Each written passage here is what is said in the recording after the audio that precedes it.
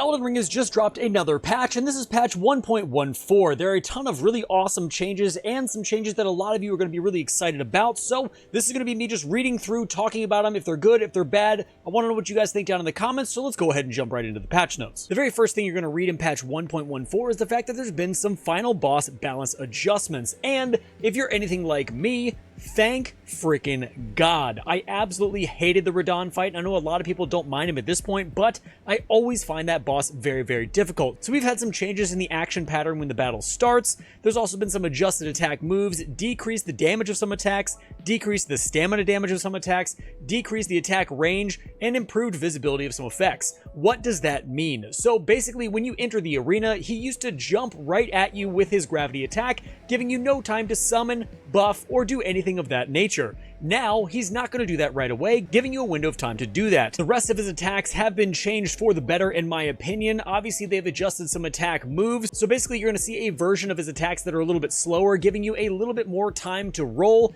not catching you in an iframe dodge, and then you're also going to have way more visibility, especially when he does his giant cannon move in phase 2. You'll be able to see through that light a lot more, and it's not going to do nearly as much damage to you. Overall, solid changes, in my opinion, for the Radahn fight at the end of Shadow of the Erdtree, and I find this to be great news. Next up, we have some PvP exclusive balance adjustments, which is pretty much the majority of players currently, so this is going to affect a lot of you. As for your equipment, there's going to be decrease in backhand blade damage to other players, so your backhand blades are getting a nerf. There's going to be a decrease of dual wielding spear attacks against other players. They're going to decrease the damage of the Pata weapon against other players, and the spread crossbow weapon will no longer cause headshot damage motion when hitting another player. They're also nerfing Scattershot Throw, decreasing the damage against other players, and this skill is no longer going to cause the headshot damage motion when hitting another player as well. For Discus Hurl, they're also nerfing that, decreasing the damage animation value generated by the skill when hitting another player,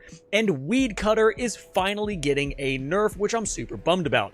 They're decreasing the poise value of the follow-up attacks when this skill is being used against other players, so basically the very first attack you'll have the normal poise, and then any attack you follow up with after that is going to have less poise for you. Overall, I think these are okay adjustments for PvP. I'm not a huge PvPer myself, but I knew the Pata weapon was absolutely broken in PvP, and obviously dual spears has been something that's been long overdue for a nerf, because they are absolutely ridiculous in PvP. Now, where the majority of the balance adjustments take place are going to be in general balance adjustments, and this is going to be for your PvE activity.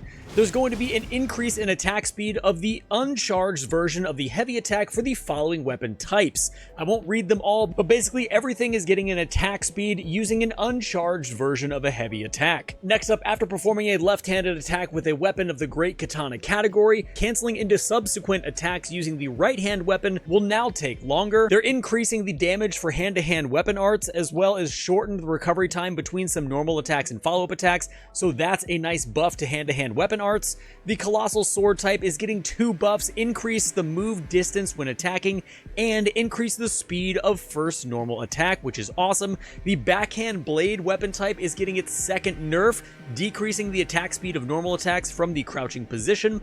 The Small Shield and Medium Shield weapon types are getting a buff. They're getting increased damage negation of some shields when blocking physical attacks, and they're also increasing the guard strength of some shields, which is nice. Next up, it will now take longer to be able to cancel into most actions performing one-handed normal attacks with the Swift Spear. They've also extended the Smith Script Dagger throwing attack range. This is great because that weapon typically sucked, but now that it has a little bit more range on it, maybe it'll be a little bit more viable to use. They've increased the attribute scaling for Rolana's Twin Blade for lower intelligence and faith attributes. This is super, super nice considering having 4 attributes on that weapon, all with very, very high attributes to wield, really made that a very, very mid weapon and hard to use for a lot of people. They've reduced the delay before the damage enhancement activates with Rolana's Cameo Talisman. This means that when you go into your stance, it will activate a lot sooner than it used to, and they've also increased the damage enhancement, overall giving this talisman a really, really great buff, making it more of an A-tier talisman than anything. When it comes to Weapon Art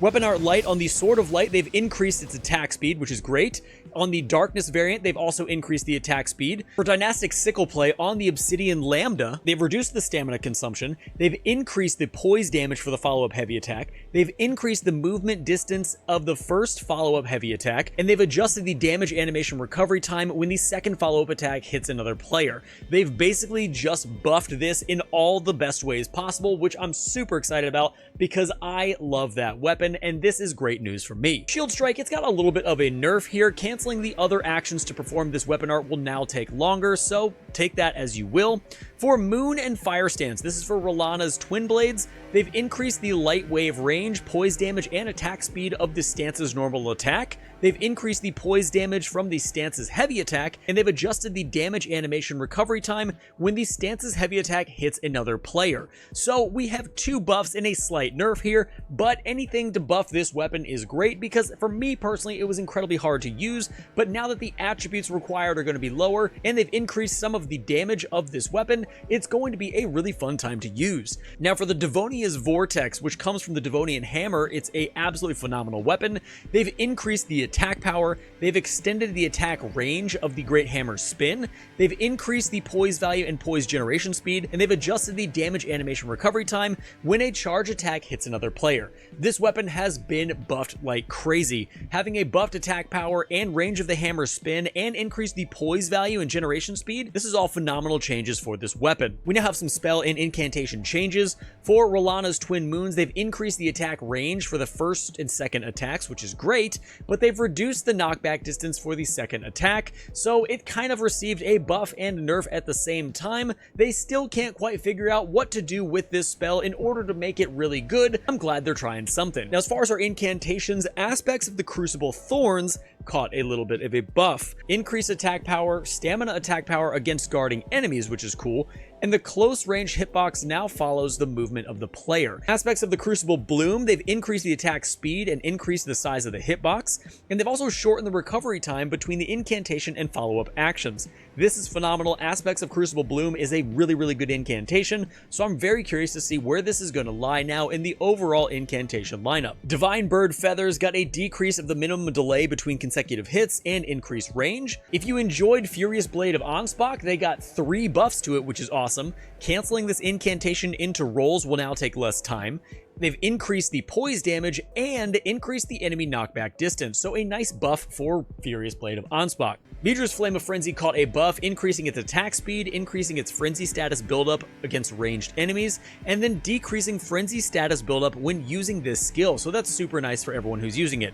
Bale's Flame Lightning got increased attack power, which is nice, and then the rest of the changes that came into this patch are all going to be different bug fixes. I'm not going to go through every single one of these because there is a lot of bug fixes, but I will leave all of this in the description down below if you want to go through and read them for yourselves, just so you can get a better understanding of the minute details they did in patch 1.14. Guys, that's going to be it for this particular patch of Elden Ring. Let me know what you guys think down in the comments. Are you guys for these changes? Are you excited about it? Or are you just completely over Elden Ring and could not care less? So with that being said, if you found value in the channel and the video you just watched, make sure to subscribe on your way out, like the video because it helps that algorithm a ton for me, and until next time, guys, stay safe, enjoy the game, and I'll see you in the next one.